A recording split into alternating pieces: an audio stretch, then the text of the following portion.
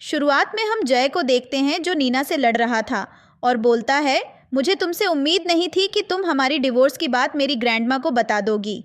और अब ग्रैंडमा भी यहाँ पर आ चुकी हैं, जिस पर नीना बोलती है, मैंने ऐसा कुछ नहीं बताया और मैं ये भी नहीं जानती कि वह अचानक यहाँ पर कैसे आ गई। तभी उसकी ग्रैंडमा आ जाती है और जय को धमकाती है, मैं बस यहाँ से गुजर रही थी और मुझे थोड़ा सा काम था। मैंने सिर्फ तुम्हारे पीछे इसलिए आए क्योंकि मैंने तुम्हारी कार को देखा।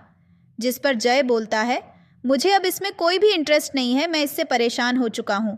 तभी उसकी ग्रैंडमा को चक्कर आने लगते हैं और वह कहती हैं, मैंने आज सुबह से ब्रेकफास्ट नहीं किया और मेरे पेट में थोड़ा दर्द हो रहा है।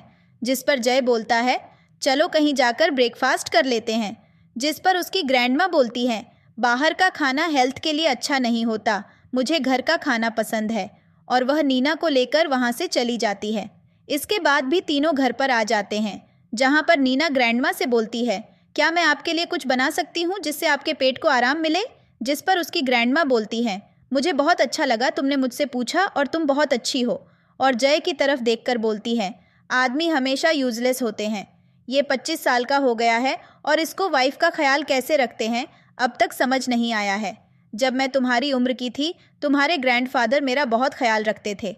जिस पर नीना बोलती है, आप बैठ जाइए, मैं आपके लिए कुछ लेकर आती हूँ। इसके बाद हम जय को देखते हैं जिसे एक लिफाफा मिलता है और वह अपनी अकाउंट बुक को देखता है, लेकिन वह उसमें नहीं होती और वह सोचता है, मेरी अकाउंट बुक कहाँ पर चली गई। इसके बाद वहाँ पर नीना आ जाती है और वह उसे बोलती है, मैंने दलिया बनाया है, क्या तुम खाना चाहोगे। जिस पर जय उसे बोलता है, मेरी अकाउंट बुक क्या तुमने लिया है। जिस पर नीना बोलती है, इसके बारे में मुझे नहीं पता, मैं काफ़ी टाइम से किचन में काम कर रही थी और मैं इस तरफ भी नहीं।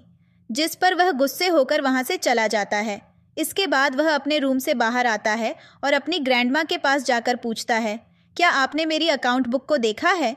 लेकिन उसकी ग्रैंडमा उसे इग्नोर करती है और वो अपने मोबाइल पर एक वीडियो देखकर एंजॉय कर रही थी और बोलती है, ये दोनों हस्बैंड वाइफ अपनी लाइफ में कितने खुश हैं और इनको साथ में ऐसा ही होना चाहिए।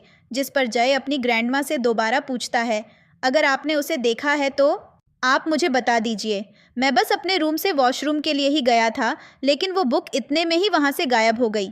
जिस पर उसकी ग्रैंडमा गुस्से में बोलती है, तो इतना बड़ा हो गया है और तुझे अपनी चीज़ें अभी तक संभालनी नहीं आई और तू अपनी ग्रैंडमा को एक टीवी शो देखने में डिस्टर्ब कर रहा है, क्या तुझे अक्ल नहीं है। जिस पर जय बोलता है, मुझे उस लड़की से डिवोर्स चाहिए। और तभी उसकी ग्रैंडमा उसे जवाब देती है, बिल्कुल भी नहीं। जिस पर जय बोलता है, अब तो आपने यह अच्छे से सुन लिया और वैसे भी मुझे पहले से ही एक लड़की पसंद है और मैं उससे ही शादी करना चाहता हूँ। जिस पर उसकी ग्रैंडमा बोलती हैं, क्या तुम्हें पता भी है मैंने तुमको कितनी मुश्किलों से पाला है। 10 साल पहले तुम्हारे मॉम डैड तुम्हें छोड़कर चले गए और अकेले मैंने तुम्हारा ख्याल रखा और मैं चाहती हूँ कि तुम्हारी ज़िंदगी में कोई ऐसी आए जो मेरे जाने के बाद तुम्हारा ख्याल रखे। वो लड़की नीना बहुत अच्छी है और मैं चाहती हूँ तुम उससे शादी करो। जिस पर जय कहता है, बिल्कुल भी नहीं, ऐसा नहीं हो सकता और मैं उसे बिल्कुल भी पसंद नहीं करता और फ्यूचर में भी मैं उसे पसंद नहीं करूँगा। और यह सब बाहर खड़ी नीना भी सुन रही थी और वो भी अंदर आकर ग्रैंडमा को कुछ बोलने वाली थी। तभी जय बोलता है, वैसे भी तुमने यह सब सुन लिया है और मैं तुम्हें इन सब के लिए फोर्स नहीं करूँगा।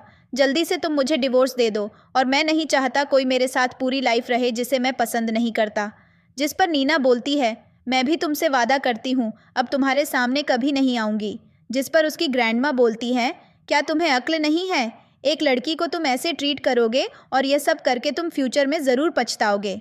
और नीना को बोलती है, तुम्हें परेशान होने की ज़रूरत नहीं है, तुम्हारी साथ हूँ, मैं तुम दोनों को ज़रूर एक कर दूँगी, तुम्हें चिंता करने की कोई ज़रूरत नहीं है। जिस पर नीना बोलती है, आप ऐसा मत बोलिए और अब मैं भी जय से डिवोर्स लेना चाहती हूँ, आप वो सर्टिफिकेट उसको दे दीजिए। जिस पर उसकी ग्रैंडमा बोलती है, मुझे माफ़ कर देना, मैं तुम्हारे लिए कुछ भी नहीं कर सकी और इस शादी के लिए तुम पर दबाव डाला। मैं चाहती थी ऐसा करके तुम दोनों हमेशा साथ लाइफ टाइम खुश रहोगे। जिस पर नीना बोलती है, कोई बात नहीं, आप अपनी फीलिंग के ऊपर जोर मत डालिए। इसके बाद ग्रैंडमा जय को बोलती है, अब से मैं तुम्हारे मामलों की परवाह नहीं करूँगी। ऐसा बोलकर वो वहाँ से चली जाती है। इसके बाद नीना जय को बोलती है, आपका शुक्रिया मेरा इतने सालों तक ख्याल रखने के लिए। तभी वहाँ पर उसकी ग्रैंडमा आ जाती है और उसे वो सर्टिफिकेट देकर बोलती हैं, अब से मेरा तुमसे कोई लेना देना नहीं है और वो वहाँ से चली जाती है। इसके बाद हम जय और नीना को घर के बाहर देखते हैं, जहाँ पर वह बोलता है, हमारा एक साथ रहने का कॉन्ट्रैक्ट अब यही खत्म होता है। मैं जल्दी से डिवोर्स के पेपर तैयार कर लूँगा और तुम्हें कॉल करके बुला लूँगा। और तभी अचानक से नीना को चक्कर आने लगते हैं, जिसे देखकर जय बोलता है, शायद तुमने इतनी देर तक काम किया है तो तुम्हें इस वजह से थकान महसूस हो रही है। तुम्हें अब अपने ऊपर ज़्यादा जोर डालने की ज़रूरत नहीं है। हमारा काम बस इतना ही था। और वो वहाँ से चला जाता है। इसके बाद नीना को फिर से चक्कर आने लगते हैं। तभी वहाँ पर किन आ जाता है और उसे गिरने से बचा लेता है और उससे पूछता है, क्या तुम ठीक हो? जिस पर वो बोलती है, बस मुझे थोड़ा सा चक्कर आ गया, मैं अब ठीक हूँ।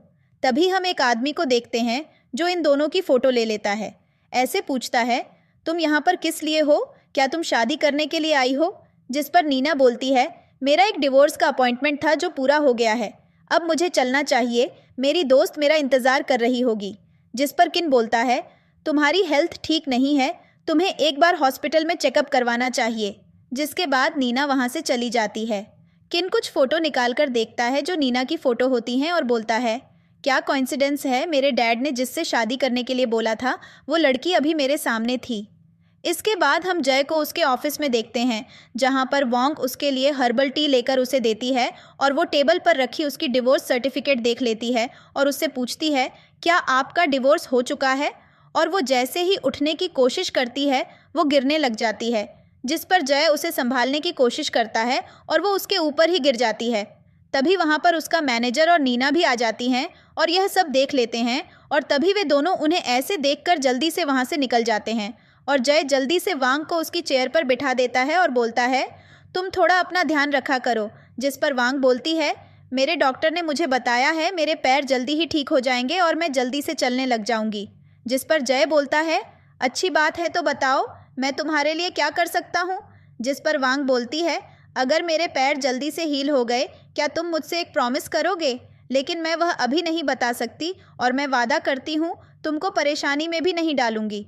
जिस पर जय बोलता है, जैसे ही तुम्हारे पैर ठीक हो जाएंगे मैं तुम्हारा कोई भी प्रॉमिस पूरा करूँगा। और वांग अपने मन में सोचती है, मुझे यकीन है तुम मेरे पैर ठीक होने का इंतज़ार कर रहे हो ताकि हम अपने बीच के मनमुटाव को सुलझा सकें। इसके बाद हम नीना को वॉशरूम में देखते हैं, जिसके पास वांग आती है और बोलती है, जो भी आज ऑफिस में हुआ, मैं अपने एक्स बॉयफ्रेंड की तरफ से तुमसे माफ़ी मांगती हूँ। जिस पर नीना बोलती है, कोई बात नहीं, वो मैं ही थी जिसने तुम दोनों को डिस्टर्ब किया। जिस पर वांग बोलती है, भगवान ने हम दोनों को बचपन से एक दूसरे के लिए ही बनाया है और बचपन से ही मैं उसके साथ रहना चाहती थी। जिस पर नीना बोलती है, आप चिंता मत करें, जैसे ही मेरा प्रोजेक्ट कंप्लीट हो जाएगा मैं यहाँ से चली जाऊँगी। जिस पर वांग बोलती है, मैंने उसे तब बचाया था जब उसकी कंपनी डूबने वाली थी और तब उसे बहुत शर्मिंदगी महसूस हुई थी और तब हम दोनों ने उसे बाधा को पार किया था और उसने मुझसे बोला है, जैसे ही वो तुमसे डिवोर्स ले लेगा वो मुझसे शादी कर लेगा। जिस पर नीना बोलती है, फिर मुझे तुम्हें तुम्हारी शादी की बधाई देनी चाहिए, फाइनली लवर्स अब शादी कर रहे हैं। ऐसा बोलकर वो वहाँ से चली जाती है।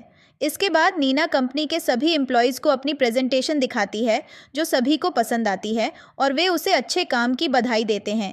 इसके बाद हम नीना को ऑफिस में काम करते हुए देखते हैं। तभी एक एम्प्लॉय आकर उससे बताता है, हमारा प्रोजेक्ट पास हो गया है और हमारी कंपनी सेलेक्ट हो गई है और कल कॉन्ट्रैक्ट साइनिंग है। ये सुनकर वे दोनों बहुत खुश होती हैं। नीना बोलती है, जैसे ही कल कॉन्ट्रैक्ट साइन हो जाएगा मैं यह प्रोजेक्ट तुम पर छोड़ दूंगी। जिस पर वो एम्प्लॉय बोलता है, और अब तुम दोनों का क्या होगा? जिस पर नीना बोलती है, हमें डिवोर्स के अपॉइंटमेंट मिल गए हैं, कल मैं सिविल अफेयर्स ब्यूरो में उससे मिलूंगी और हमारा डिवोर्स हो जाएगा। इसके बाद हम जय और नीना को अफेयर्स ब्यूरो में देखते हैं, जहां पर एक लेडी उनसे पूछती है, क्या आप दोनों सच में डिवोर्स लेना चाहते हैं? जिस पर जय बोलता है, हमने पहले ही फैसला ले लिया है, हमें कोई प्रॉब्लम नहीं है। जिस पर वह लेडी बोलती है, अगर तुम्हें कोई प्रॉब्लम नहीं है तो मैं तुम्हारा डिवोर्स करवा देती हूँ। इसके बाद वह उनके सर्टिफिकेट पर सील लगा देती है और उनके दोनों का डिवोर्स हो जाता है और दोनों को एक एक सर्टिफिकेट दे देती है। इसके बाद हम जय को उसके ऑफिस में देखते हैं, जहाँ पर एक लड़का आकर उससे पूछता है, तुम्हारा काम पूरा हो चुका है, तुम अब तक गए क्यों नहीं हो? तुम्हारी तो तुम्हारी वाइफ के साथ कंपनी का कॉन्ट्रैक्ट साइनिंग है। जिस पर वह उसे अपना डिवोर्स सर्टिफिकेट दिखाता है, जिसे लेकर वह लड़का बोलता है, क्या तुम्हारा सच में डिवोर्स हो गया है? लेकिन तुम उसे डिवोर्स देने के बाद इतने परेशान क्यों लग रहे हो? इसके बाद वे दोनों ड्रिंक पीना शुरू कर देते हैं। इसके बाद हम कॉन्ट्रैक्ट साइनिंग हॉल को देखते हैं, जहां पर कुछ कर्मचारी बात कर रहे थे कि शेन रिजॉर्ट प्रोजेक्ट में अब की बार बिलियंस में इन्वेस्टमेंट हुई है, लेकिन बस एक आर्किटेक्चरल डिज़ाइन कंपनी को ही चुना गया है। जिस पर दूसरे कर्मचारी बोलता है, क्या तुम थोड़ी कंफ्यूज हो? क्या तुम्हें पता भी है शेन फैमिली और जियांग फैमिली में क्या रिलेशन है? ये प्रोजेक्ट डेफिनेटली जियांग फैमिली के साथ एक कोलैबोरेशन है।